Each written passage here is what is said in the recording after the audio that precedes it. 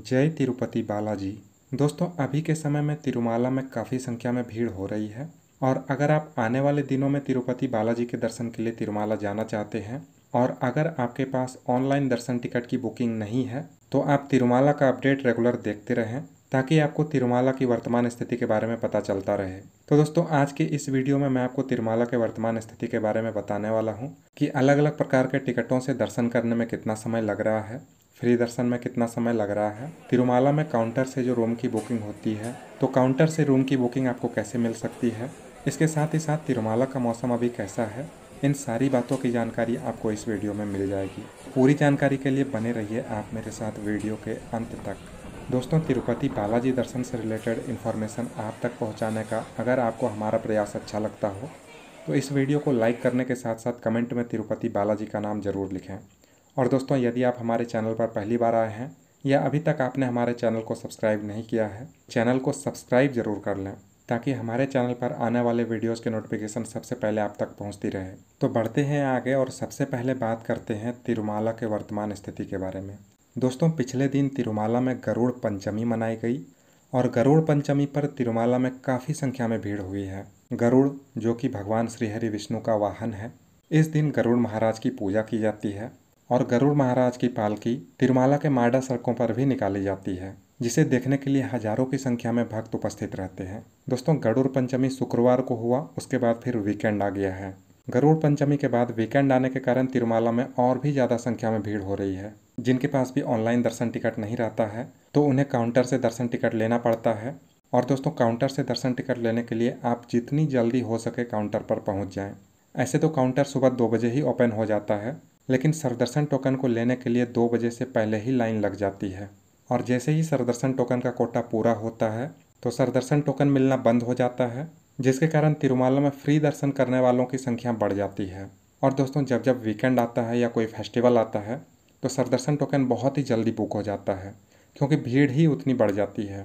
सरदर्शन token का Kota limited होने के कारण सभी को टिकट प्राप्त नहीं हो पाता है और जो भी लोग तिरुपति बालाजी के दर्शन के लिए पहुंचते हैं उनमें से सभी को दर्शन टिकट प्राप्त नहीं हो पाता है, जिसके कारण तिरुमाला में भीड़ बढ़ती जाती है और दर्शन करने में भी ज़्यादा समय लगने लगता है। तो दोस्तों, आज की जो तिरुमाला की स्थिति है इसमें भीड़ बहुत ही ज़्यादा हो रही है। जिन्हें भी दर्शन टिकट मिलता है और अगर उन्हें दर्शन के लिए स्लॉट टाइम सुबह का दिया जाता है तो उनके लिए बहुत ही अच्छा होता है, क्योंकि सुबह के समय दर्शन करने में बहुत ही कम समय लगता है और इसके बाद जैसे जैसे दिन आगे बढ़ता है तो भीड़ भी बढ़ती जाती है और दर्शन करने में भी ज़्यादा समय लगने लगता है। दोस्तों, बहुत सारे श्रद्धालु ऐसे होते हैं जो कि पैदल यात्रा करते हैं, तो उनके लिए मैं बता देना चाहता हूं कि अगर आप पैदल यात्रा करना चाहते हैं तो अलीपिरी मार्ग से होकर पैदल यात्रा कर सकते हैं, इसमें कोई परेशानी नहीं है। आप श्रीवारी मेट्टू होकर भी पैदल यात्रा कर सकते हैं। लेकिन अगर आप अलीपिरी मार्ग से होकर पैदल यात्रा करना चाहते हैं तो आपके लिए मैं बता देना चाहता हूं कि अलीपिरी मार्ग में देवी दर्शन टिकट नहीं दिया जाता है। दोस्तों, देवी दर्शन टिकट को लेकर बहुत सारे लोग हमसे पूछ रहे थे कि देवी दर्शन टिकट अलीपिरी मार्ग से होकर दिया जाता है या नहीं।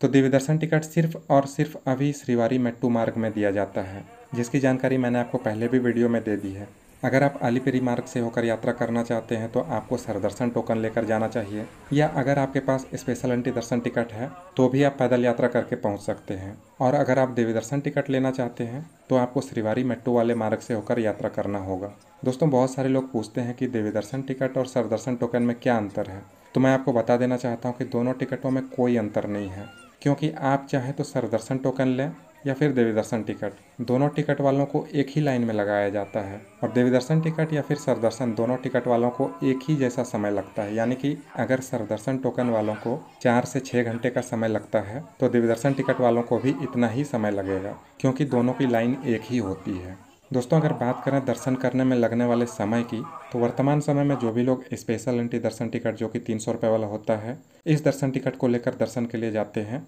तो उन्हें लगभग 2 से 3 घंटे तक का समय लग रहा है। जो भी लोग सरदर्शन टोकन या देवी दर्शन टिकट लेकर जा रहे हैं तो उन्हें लगभग 4 से 6 घंटे तक का समय लग रहा है। और दोस्तों जो भी लोग टिकटलेस दर्शन लाइन यानी फ्री दर्शन लाइन से होकर दर्शन के लिए जा रहे हैं तो उन्हें दर्शन करने में लगभग 12 से 15 घंटे तक का समय लग रहा है। लेकिन दोस्तों अभी वीकेंड शुरू हो गया है तो हो सकता है कि समय थोड़ा ज़्यादा लगे, क्योंकि वीकेंड पर फ्री दर्शन वालों की लाइन बहुत ही ज़्यादा लंबी हो जाती है, जिसके कारण सभी को दर्शन करने में थोड़ा थोड़ा ज़्यादा समय लगने लगता है। दोस्तों बहुत सारे लोग हमसे पूछ रहे थे कि पुष्करिणी में स्नान करने के बाद ही तिरुपति बालाजी के दर्शन करना चाहिए क्या, तो उनके लिए मैं बता देना चाहता हूँ कि आपकी जैसी श्रद्धा हो आप वैसा दर्शन कर सकते हैं, क्योंकि बहुत सारे लोग होते हैं जो कि पुष्करिणी में स्नान करने के बाद दर्शन के लिए जाते हैं। हालांकि दोस्तों उनके लिए मैं बता देना चाहता हूँ अभी के समय में अगर आप पुष्करिणी में स्नान करना चाहते हैं तो ये स्नान अभी नहीं हो सकता है, क्योंकि पुष्करिणी सरोवर की अभी साफ सफाई चल रही है, जिसके कारण पुष्करिणी सरोवर को पूरी तरह से सुखा दिया गया है। हालांकि साफ सफाई के बाद पुनः इसे जल से भर दिया जाता है और उसके बाद पुष्करिणी में स्नान करने की सुविधा भी दे दी जाएगी। दोस्तों रूम बुकिंग के बारे में बहुत सारे लोग हमसे पूछ रहे थे कि ऑफलाइन रूम बुकिंग काउंटर कहाँ पर है